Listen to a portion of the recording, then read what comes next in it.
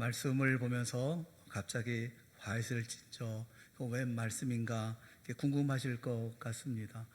지난 고난주간 새벽 예배 동안에 마태복음 23장에 예수님이 말씀하신 화이슬 진저에 대한 말씀을 쭉 드렸어요. 우리가 고난주간 또 부활절을 맞이하면서 우리의 삶을 다시 한번 돌아보고 우리의 신앙의 모습을 다시 한번 돌아보면서 회복시켜야 되겠다는 그런 마음으로 함께 성도들과 기도하면서 고난주간 새벽 예배를 함께 했습니다. 월요일 날에는 사람들이 아니라 하나님의 마음을 살피는 사람이 되자, 화요일 날은 교만한 자리가 아니라 늘 섬기는 자리에 있는 사람이 되자, 또 수요일 날은 매일매일 주님이 기뻐하시는 사람으로 변화하자, 또 목요일 날은 헛된 맹세하지 말자, 어떤 약속이라 할지라도 반드시 지키는 사람이 되자, 또 금요일 날은 더 중요한 것을 하찮게 여겨서 무시하는 그런 사람이 되지 말자, 또 토요일 날은 겉과 속이 같은 깨끗한 사람이 되자, 그렇게 말씀했어요. 오늘은 그때 하지 못했던 말씀, 남은 말씀들을 모아서 말씀을 드리려고 합니다. 회칠한 무덤 같은 사람, 그리고 책임을 회피하는 사람에 대한 말씀이 그 다음에 계속되어지는 말씀이라 이 23장에 있는 마태복음 23장에 있는 말씀을 좀 마무리하려고 합니다. 일곱 번째 저주 선언문이 회칠한 무덤 같은 사람입니다. 안과 겉을 대조해서 바리새인과 서기관들을 비판하는 그런 말씀이죠. 27절 말씀을 보면 화이슬 찐저 외식하는 서기관들과 바리새인들이여 회칠한 무덤 같으니 겉으로는 아름답게 보이나 그 안에는 죽은 사람의 뼈와 모든 더러운 것이 가득하도다. 예수님이 말씀을 하셨어요. 회칠한 무덤이라고 하는 것은 당시 들판이나 길가에 있던 가난한 사람들의 무덤입니다. 길가 무덤에 회를 칠합니다. 회를 칠하는 이유는 순례자들이 지나갈 때에 쉽게 그 무덤이라는 사실을 식별하고 피해갈 수 있도록 하기 위해서 칠해 놓은 것이죠. 율법에 따르면 시체나 무덤을 만진 사람은 7일 동안 부정하고 또 격리되어야 하기 때문에 이런 어려움을 피하도록 한 것입니다. 여기 예수께서 겉으로는 아름답게 보이나 이런 말씀은 무덤을 회칠해서 썩고 더러운 씨신이 있는 것을 감추기는 했지만 여전히 그곳에 죽음이 있다고 하는 현실을 말씀하는 것이고, 또 아무리 아름답게 보이려고 치장을 한다 하더라도 그것은 위선에 불과하다라는 것을 말씀하고 있는 것이죠. 회칠이라는 것은 분장하는 겁니다. 더러움을 가리기 위해서 덧칠을 하는 거죠. 그러니까 더러움이 더 심하면 심할수록, 짙으면 짙을수록 덧칠은 더 두껍게 해야 되는 것이 아니겠어요?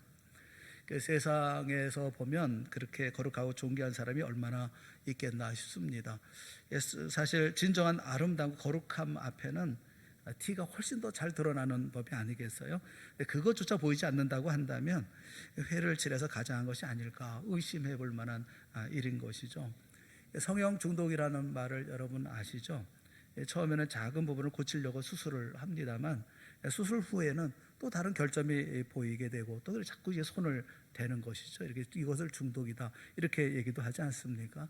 미국의 성형 전문 그 포털 사이트에서 이 성형 수술을 경험한 100명을 대상으로 해서 설문을 조사를 해봤습니다. 그랬더니 42%가 수술 후 부작용을 경험했다 이렇게 대답을 했고요.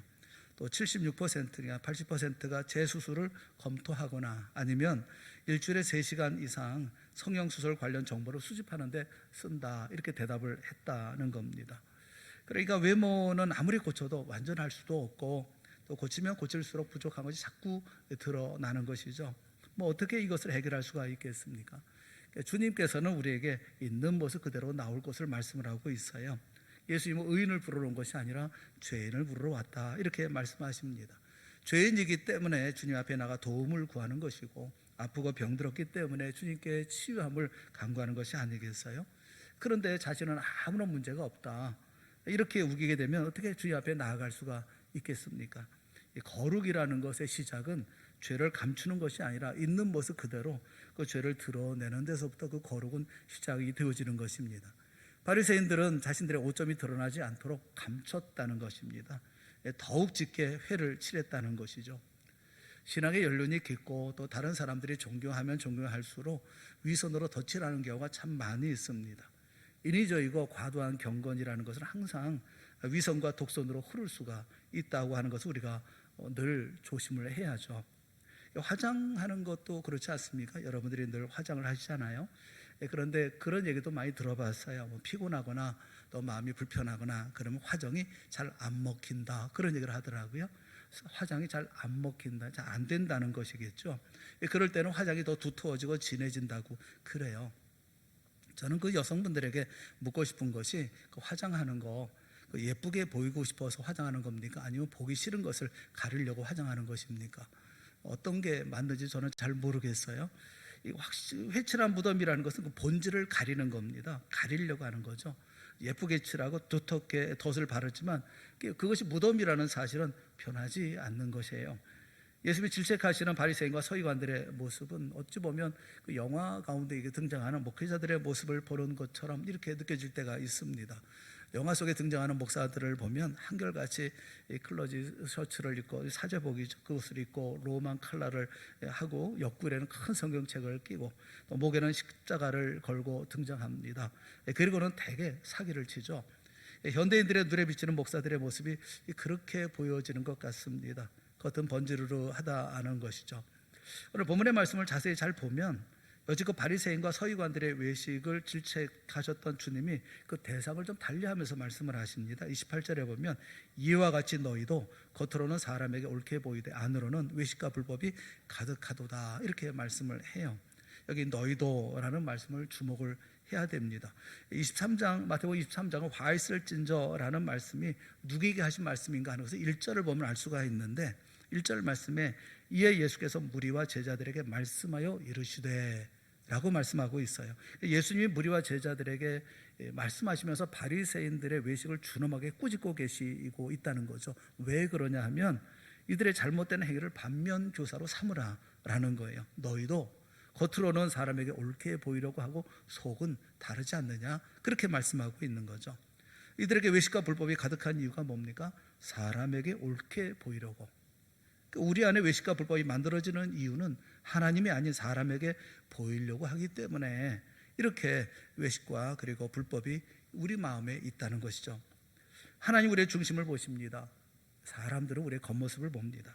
그러니까 사람들에게 보이는 것이 목적이라고 하면 겉모습에 치중하겠죠. 치장하려고 노력하겠죠. 문제는 겉모습을 치장하고 감추려고 하면 할수록 점점 더 진하게 또 짙게 덧칠해야 된다는 거예요.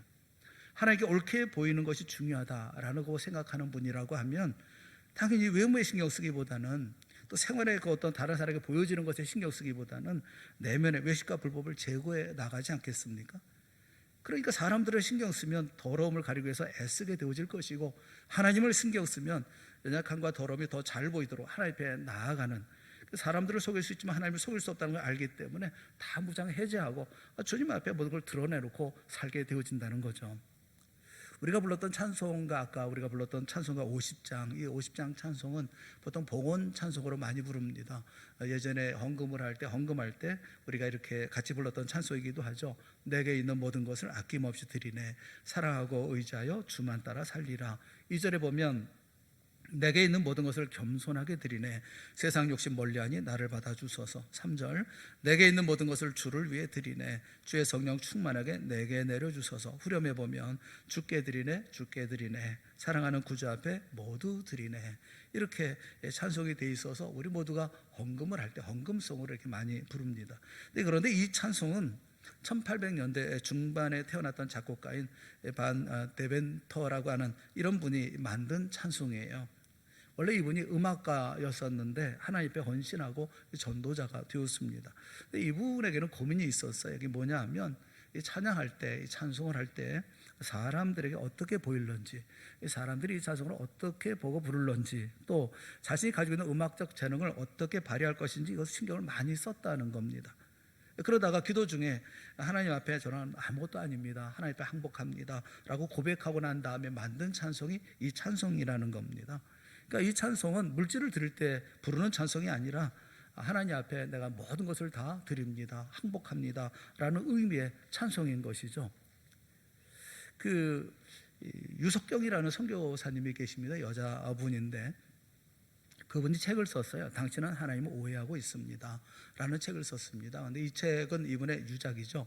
마지막 직장암으로 고생하면서 그분이 그 고통 가운데 썼던 그런 책이기도 합니다. 이분이 세상에 남긴 유일한 책이고 마지막 책이기도 하죠. 이 책에서 이분은 이런 얘기를 하고 있어요. 한 부자 청년이 찾아와 영생을 얻는 법을 물었을 때 예수님이 그냥 대답하지 않으셨다. 그를 보시고 사랑하사 말씀하셨다. 그 말씀이 마가복음 10장 21절에 있는 말씀이죠. 한 청년을 향해서 예수님께서 사랑하셔서 하신 말씀이에요. 내게 아직도 한 가지 부족한 것이 있으니 가서 내게 있는 것을 다 팔아 가난한 자들에게 주라. 그리하면 하늘에서 보화가 내게 있으리라. 그리고 와서 나를 따르라. 이렇게 말씀을 하십니다. 물론 부자 청년은 고민하고 근심하고 돌아갔어요. 근데 이분이 이런 얘기를 해요. 그런데 이 구절이 진짜 자신의 전 재산의 처분을 의미하는 것이 아니라고 말씀하는 분들이 있습니다. 그가 하나님을 100% 섬기지 않고 돈을 우상으로 섬겼기 때문에 그의 마음속 우상을 제거해야 한다는 뜻으로 해석을 하셨다라는 거예요. 그러면서 이분은 이런 얘기를 해요. 예수님은 분명히 다 팔라고 하셨습니다. 그런데 사실 그런 뜻이 아닐 것이라는 근거는 어디에서 나온 것입니까? 성경은 다 진리인데 말입니다. 나는 목사님들이 왜 그렇게 설교하시는지 압니다. 자신도 다 팔 자신이 없기 때문입니다. 그리고 정말 다 팔라고 설교하면 교인이 다 떠나버릴 것 같기 때문입니다 라고 썼어요. 저를 비롯해서 우리 가운데 이 지적에서 자유로울 수 있는 분이 누가 있겠어요? 그릇은 속을 깨끗하게 하면 겉도 깨끗해집니다. 겉을 아름답게 보이려고 애쓸 필요가 없죠. 내면에 가식을 제하고 또 불법을 행하지 않으면 겉으로 드러나는 모습 역시도 하나님 앞에 의로울 것이 아니겠어요? 거룩은 사람을 의식하는 게 아니라 하나님을 의식하는 모습으로 나타납니다. 그리고 하나님을 의식하는 거룩은 늘 사람들 앞에 증명되는 거죠. 그 세상에서 나쁜 사람들이 많이 있는데 제일 나쁜 사람들은 저는 종교 사기꾼이라고 생각을 합니다. 뭘 그렇게 사기칠 것이 없어서 하나님의 이름을 빌어서 등을 쳐먹고 이렇게 사기를 치느냐라는 말이죠. 제일 나쁜 사람이 이런 종교 사기꾼이다 그런 생각을 해요. 그 밥소르기라고 하는 사람이 예배는 사업이 아닙니다 이런 책을 썼어요. 예배는 사업이 아닙니다 이런 책을 썼는데 그 책에서 이런 얘기를 합니다. 목자는 위험한 상황이 지나갈 때까지 양떼와 가까운 거리를 유지합니다. 하지만 사기꾼은 도망갑니다. 이렇게 표현을 했어요. 목자는 양을 돌보는 자여야 하는데 양을 잡아먹기 위해서 돌보는 목자가 있다라는 것이죠. 성직자들이 존재하는 이유는 사람들을 하나님께 잘 인도하기 위함이지 자신의 사리사욕을 채우기 위해서 있는 것이 아니라는 겁니다. 그런데 종교라는 이름에서 온갖 더러운 냄새가 난다라는 거죠. 여기 외식과 불법이 가득하도다라는 이 말씀을 NIV 성경에서는 hypocrisy and weakness라고 번역을 하고 있어요. 이 hypocrisy라는 말은 위선이죠. 외식이라는 말이 위선이라는 말이고, 그리고 이 불법이라는 말이 사악함이라고, 사악하다 이런 말이죠. 이 hypocrisy라는 말의 그 원문은 hypocrisies라는 거의 같은 말입니다. 이게 가장한다는 말이거든요. 가장한다. 자신을 다른 모습으로 가장한다. 그리고 이 불법이라는 아노미아라는 말은 무법하다, 법이 없다 이런 뜻을 가지고 있어요. 우리가 종종 그 종교적인 행위 이렇게 종교적으로 하는 우리가 삶이 있잖아요. 이 사람들에게 의롭게 비치기 위한 행동일 때가 얼마나 많이 있습니까? 하나님 앞에서의 의와는 전혀 다른 것이거든요. 우리가 추구하는 것, 그것이 나의 의를 드러내는 것인지 아니면 하나님의 의를 드러내는 것인지를 깊이 생각을 해야 한다라는 것입니다. 자신의 의를 드러내려고 하나님의 의가 가려지는 것을 두려워하지 않는다면 이런 사람은 언제든지 거짓말이 가능합니다. 가끔 목회자인 저도 다른 목회자를 보면서 그런 생각을 할 때가 있어요. 저분은 정말 하나님이 계시지 않는다고 믿으면서 목회를 하는구나 이런 생각이 들어요. 두려워하지도 않고요, 겁내지도 않습니다. 거침도 없습니다. 진정한 믿음이란 하나님 앞에서 무엇이 옳은지, 무엇을 행해야 하는지 고뇌하며 결단해야 되는 것이 아니겠습니까? 때로 우리는 욕심에 사로잡혀서 회칠한 무덤이 될 수 있다는 사실을 경계해야 한다는 것입니다.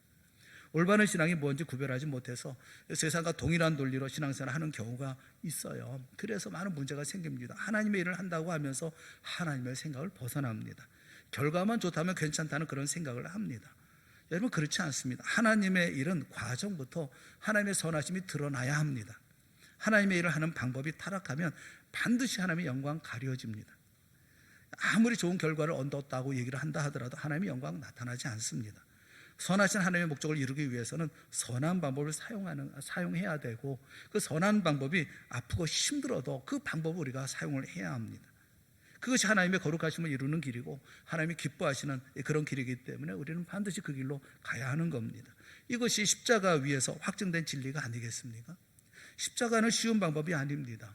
공의의 하나님이 사랑을 성취하기 위해서 선택하신 아프고 힘든 길이죠.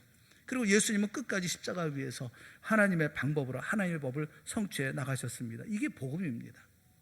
복음 안에 기쁨과 행복을 누리면서 오늘을 살아가는 사랑하는 성도 여러분, 나를 위한 외식과 불법이 아닌 오직 말씀의 진리와 하나님의 의를 이루는 정의로 주님의 뒤, 예수 그리스도의 뒤를 따라가는 우리 모두가 될 수 있기를 주님의 이름으로 축원합니다.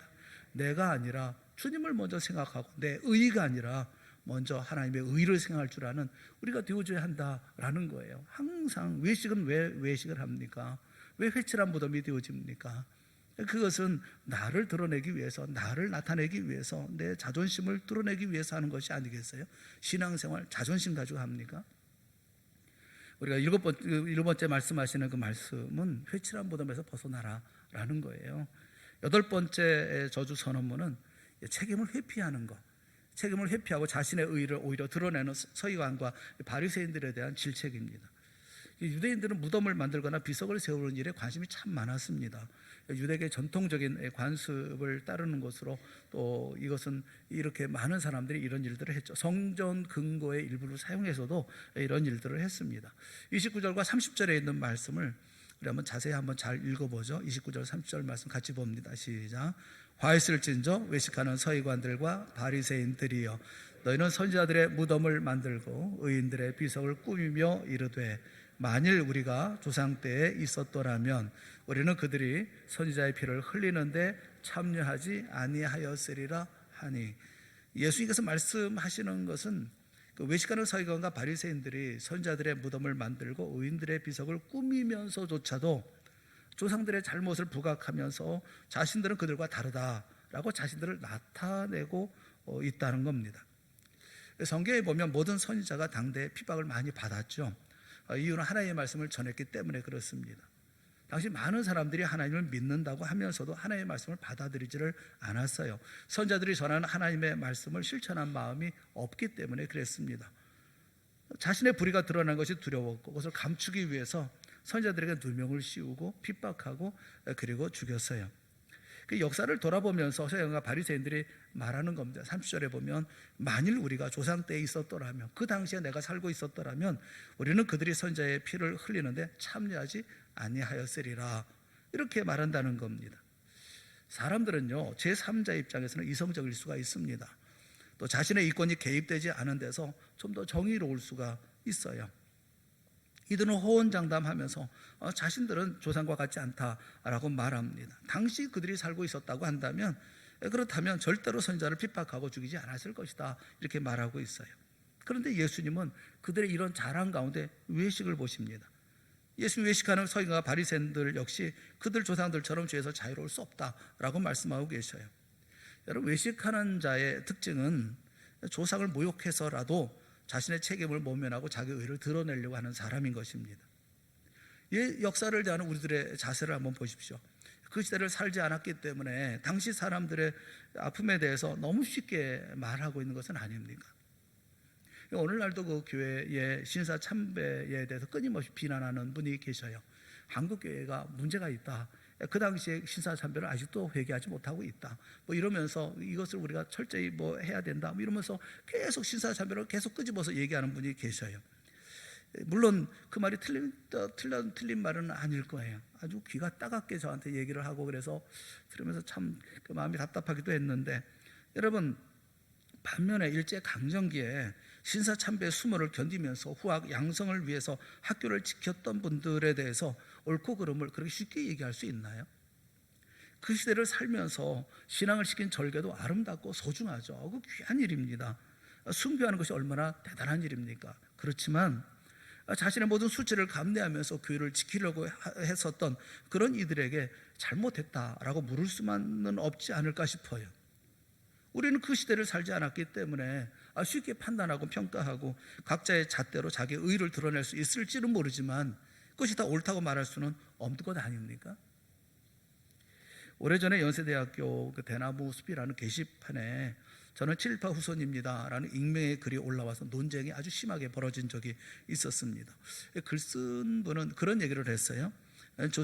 자신의 조상이 꽤 높은 위치까지 올랐고 교과서에도 그 이름이 가끔 나온다는 겁니다. 그래서 나는 재산이 많다, 이미 자기의 이름으로 수백억 대 건물 한 채도 가지고 있다라고 자신을 소개했어요. 그러면서 결론부터 말하는데 이게 죄냐 라고 묻고 있습니다. 자기가 친일한 것도 아니고 자기 아버지가 불린 재산도 많은데 친일파 자손 잘 산다고 욕하고 재산 몰수하자는 거, 이거 연좌지 아니면 뭐냐 라고 묻고 있어요. 이어서 이런 얘기를 합니다. 독립운동가 후손, 자기들이 독립운동을 했는가? 그냥 부러우면 부럽다고 해라. 남이 가진 건물이 부러우면 열심히 일할 생각이나 해야지 언제적 조상 타령이냐 라고 비판했어요. 이 글에 하루 만에 1600가가 넘는 댓글이 달렸습니다.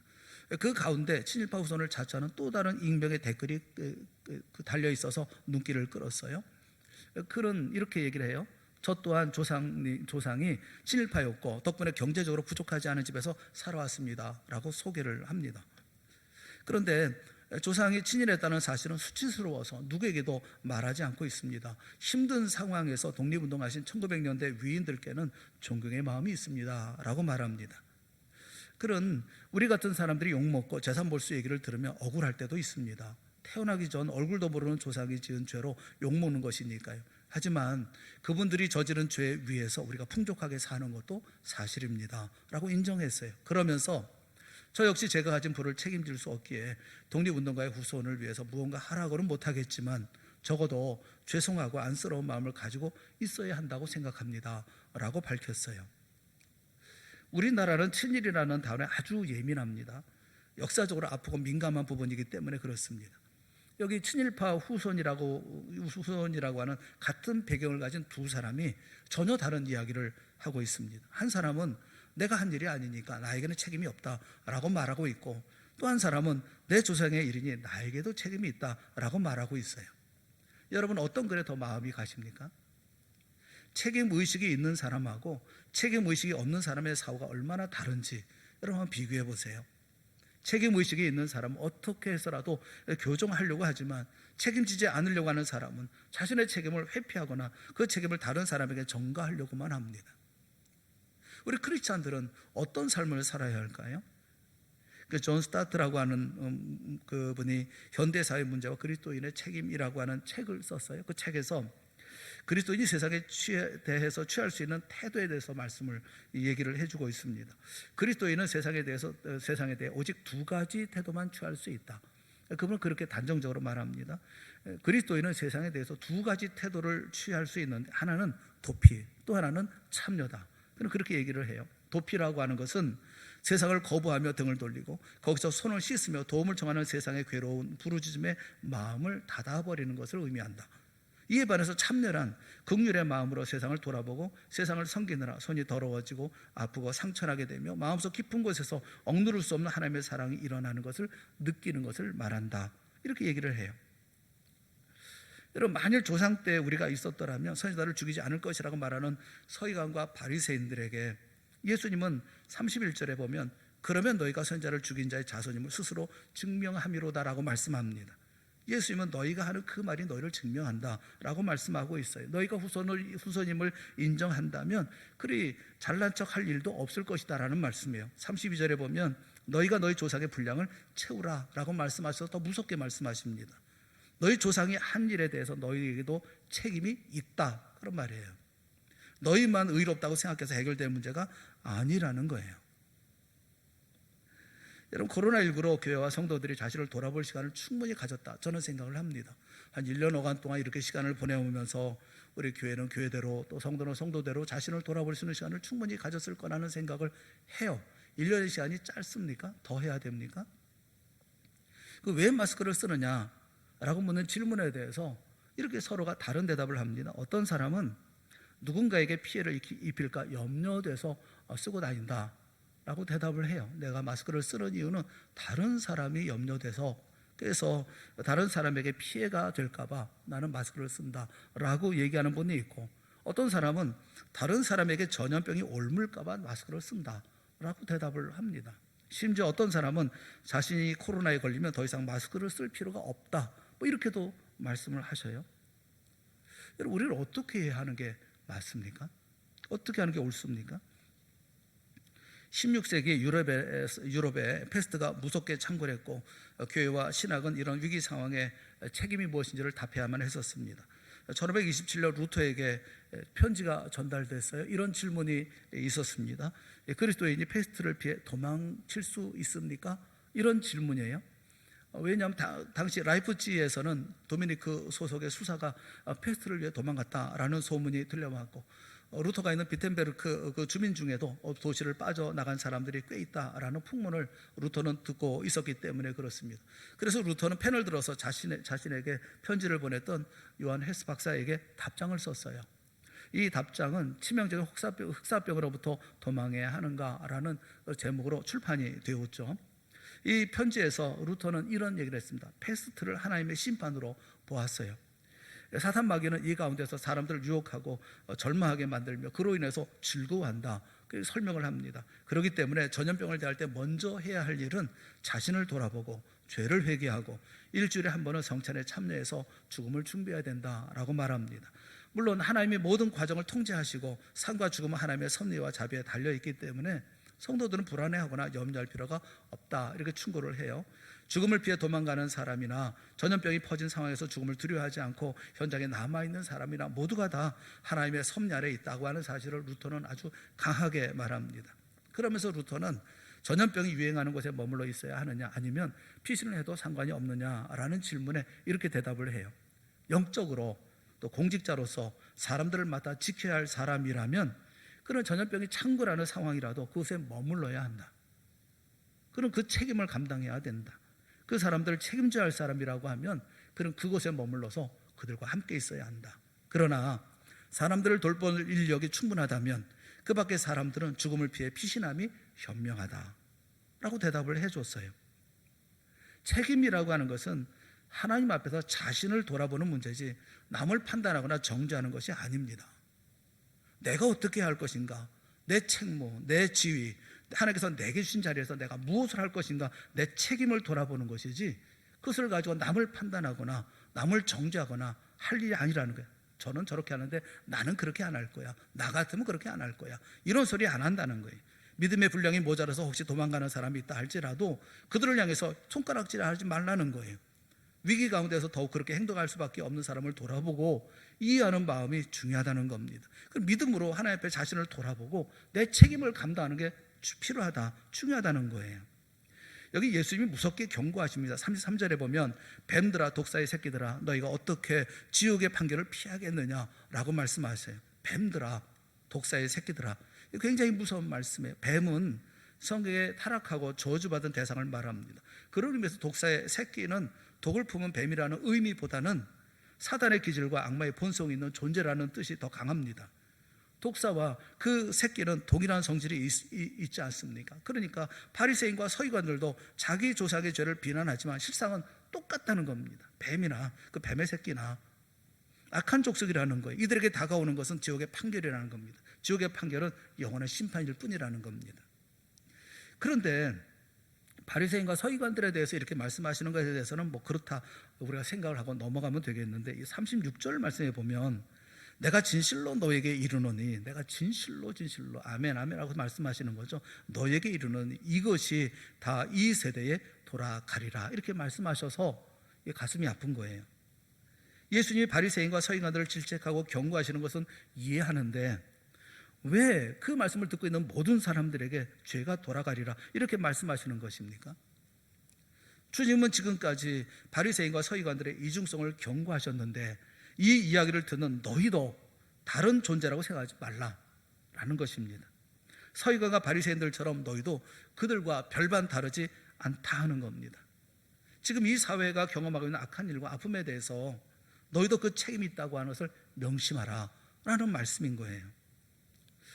누가복음 13장을 보면 이해할 수 없는 어떤 사건을 가지고 예수님께 나와서 질문을 합니다. 묻습니다. 빌라도의 박해로 죽은 사람들이 있었고 실로암 망대가 무너져서 죽은 18명에 대한 사건이 있었어요. 사람들은 왜 그들이 죽었습니까? 무슨 잘못이 있어 죽었습니까? 라고 물어요. 그래서 예수님께서 대답하십니다. 그것이 누가복음 13장 5절에 있는 말씀이에요. 우리 한번 다 같이 읽어볼게요. 다 같이 읽어보겠습니다. 시작. 너희에게 이르노니 아니라 너희도 만일 회개하지 아니하면 다 이와 같이 망하리라. 아니라는 거예요. 너희도 만일 회개하지 아니하면 다 이와 같이. 빌라도에게 살해된 사람, 또 망대에 깔려 죽은 사람들이 너희보다 죄가 더 많아서 그렇게 된 것이 아니다 라고 말씀하고 계십니다. 코로나19 시대를 살아가면서 이 아픔 가운데 누구의 책임과 잘못을 따지기보다 주님이 너희를 왜 살려주셨는지, 주님이 너희를 왜 이곳에 있게 하셨는지 그 이유를 생각해 보라는 겁니다. 결국 말씀의 진리는 끊임없이 내면화하는 거예요.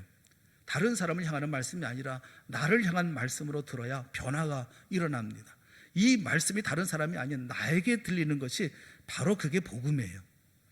예수님이 참 아픈 말씀을 하셨죠. 우리 신앙에 그 아픔이 필요한 것이 아니겠습니까? 34절부터 36절에 보면 그러므로 내가 너희에게 선지자들과 지혜 있는 자들과 서기관들을 보내며 너희가 그 중에서 더러는 죽이거나 십자가에 못 박고 그 중에서 더러는 너희 회당에서 채찍질하고 이 동네에서 저 동네로 따라다니며 박해하리라. 그러므로 의인 아벨의 피로부터 성전과 제단 사이에서 너희가 죽인 바라가의 아들 사갈의 피까지 땅 위에서 흘린 의로운 피가 다 너희에게로 돌아가리라. 너희에게가 아닌 바로 우리에게 아프게 말씀하고 계시는 것입니다. 그들이 흘린 의로운 피가 너희에게 돌아간다는 이 말씀은 저주의 말씀이 아니에요. 아프게 우리를 돌아보라 라는 말씀인 거예요. 조사에게 보냈던 선지자들과 지혜 있는 자들과 서기관들을 너희에게도 보내는 겁니다. 그들에게 보냈던 것처럼, 그 당시에 있는 사람들에게 보냈던 것처럼 선지자를 보내고 지혜 있는 사람을 보내고 서기관들을 보내고 하나님의 말씀을 전하는 사람들이 계속 주님께서 우리에게 보내시는 겁니다. 그리고 너희 중에 이들을 죽이고 못 박고 채찍질하는 사람들도 있을 거라는 거예요. 그래서 너희 중에 누구든지 그런 사람이 되어 심판의 대상이 될 수 있으니 깨어 있으라, 그런 말씀입니다. 말씀을 듣고 그리고 그 말씀에 따라 반응하라는 겁니다. 35절에 보면 땅 위에서 흘릴 의로운 피가 다 너희에게로 돌아가리라. 이 말씀은 저주가 아니라 경계입니다. 준비된 삶으로 깨어있으라 라는 말씀이에요. 아프고 힘든 말씀이지만 이 말씀이 복음이에요. 왜냐하면 이 꾸짖음 가운데 우리를 부르시는 부르심이 있기 때문에 그렇습니다. 우리를 당신의 자녀 삼기 원하시는 주님의 간절함이 담겨있는 말씀이기 때문에 그렇습니다. 코로나19에 힘든 시간이 벌써 1년이 넘었어요. 1년 넘은 시간 동안 우리가 고생하고 있습니다. 경제적으로도 여러 가지 면에서 참 힘들게 어렵게 살고 있습니다. 왜 이런 어려움을 우리에게 허락하셨을까? 왜 허락하셨을까요? 왜 하나님께서는 내게 이런 어려움을 주셨을까요? 남이 경험하지 못했던 그런 일들을 왜 내게 주셨을까요? 왜 우리 교회에 주셨을까요? 왜 우리 믿음 사람들의 성도들에게 허락하셨을까요? 주님 바라보라는 것이고 주님께 귀를 기울이라는 것이고 변하여 주님의 사람으로 살라는 거 아니겠어요? 마태복음 23장은 천둥 같은 소리로 와 있을진저 우리를 향해서 질책하시는 주님의 음성을 듣는 것만 같습니다. 사랑하는 여러분, 사람이 아니라 하나님의 말씀을 살피는 사람들이 되어질 수 있기를 바랍니다. 교만한 자리가 아니라 늘 섬기는 사람들이 되어질 수 있기를 바랍니다. 매일매일 주님이 기뻐하시는 사람을 변화하는 거 두려워하지 마십시오. 변화하십시오. 달라지십시오. 어제와 오늘이 달라지고 오늘과 내일이 달라지는 변화하는 사람이 되십시오. 헛된 맹세하지 말고 어떤 약속이라 할지라도 반드시 지키는 사람이 되십시오. 더 중요한 거 하찮게 여기고 무시하는 그런 사람 되지 말고 중요한 일을 위해 사십시오. 겉과 속이 같은 깨끗한 사람, 동일한 사람의 삶을 사십시오. 내 의가 아니라 하나님의 의를 이루는 사람이 되십시오. 그리고 내게 주어진 이 시대에 이 모든 책임을 통감하며 살아가는 사람들이 되십시오. 이것이 마태복음 23장에서 예수님께서 우리에게 말씀하시고 경고하고 계시는 말씀인 거예요. 저는 2021년 우리 동산교회가 새 교회를 이룰 수 있기를 주님의 이름으로 축원합니다. 교회가 달라지고 성도들이 달라지고 모든 것이 변화되어질 수 있기를 바랍니다. 하나님께서 우리에게 허락하신 날들이 있잖아요. 그 날들 동안 우리가 이루어야 할 일들이 있잖아요. 이 일들을 통해서 이 코로나가 우리를 위해서 주어진 것이 아니겠어요? 동산교회가 새롭게 변화되고 새롭게 자신을 다시 한번 살피고, 그래서 하나님 앞에 아름다운 교회로 세워질 수 있기를 간절한 마음으로 바라시는 주님의 소망이 여기 담겨 있는 것이 아니겠습니까? 우리 2021년 동산교회가 이 일들로 말미암아 다시 한번 새롭게 변화되어지고, 또 다시 한번 새롭게 하나님의 나라를 향해서 달려갈 수 있는 귀한 교회가 되어질 수 있기를 바라는 것입니다. 마태복음 23장에 말씀하기는 화 있을진저 라는 말씀을 보면서, 이것은 서기관과 바리새인들을 향해서 주신 말씀이니 나와는 아무런 상관이 없다 생각하지 마시고 내게 오늘 주어진 말씀이고, 이 말씀을 통해서 내가 변화되어져야 되고 내 가정이 변화되어지고 무엇보다 우리 동산교회가 변화되어져서 새로운 미래를 준비하는 우리가 되어져야 되겠구나 하는 결심이 새로워지는 우리 모두가 될 수 있기를 바랍니다. 주님께서 우리 교회에 은혜를 베푸시고 우리 교회를 사랑하시기 때문에 우리를 지켜주시고 보호하여 주셨던 것처럼 우리 앞길도 지켜주실 줄을 믿습니다. 이 역사를 이루어나가는 우리 모든 동산의 성도들이 다 되어지고 한마음이 되어져 주 역사 이루어나가는 귀한 날들이 되어질 수 있기를 주님의 이름으로 축원합니다. 함께 기도하겠습니다. 사랑의 하나님 아버지, 은혜를 베풀어 주시옵소서. 보기를 원합니다. 듣기를 원합니다. 깨닫고 변화될 수 있기를 원합니다. 이 코로나를 통해서 우리 스스로를 다시 한번 깨달아 알 수 있는 시간 되게 하여 주시옵시고, 바른 자리에 회복되어 세워질 수 있도록 은혜 베풀어 주시옵소서. 2021년 이 한 해를 보내면서 우리가 새롭게 변화된 모습으로 주 앞에 아름다운 교회를 이루어 갈 수 있도록 인도하여 주시옵시고, 또 새로운 인도자를 통해서 함께 하나님의 나라를 만들어가는 귀한 역사의 시작이 또한 되어질 수 있도록, 미래를 이루어 나가는 귀한 역사가 이루어질 수 있도록 은혜도 베풀어 주시옵소서. 우리 모두에게 큰 은혜의 손으로 붙들어 주시기를 간절히 소원하옵고 예수님의 이름으로 기도드리옵나이다. 아멘. 우리 다 같이 자리에서 일어나셔서 286장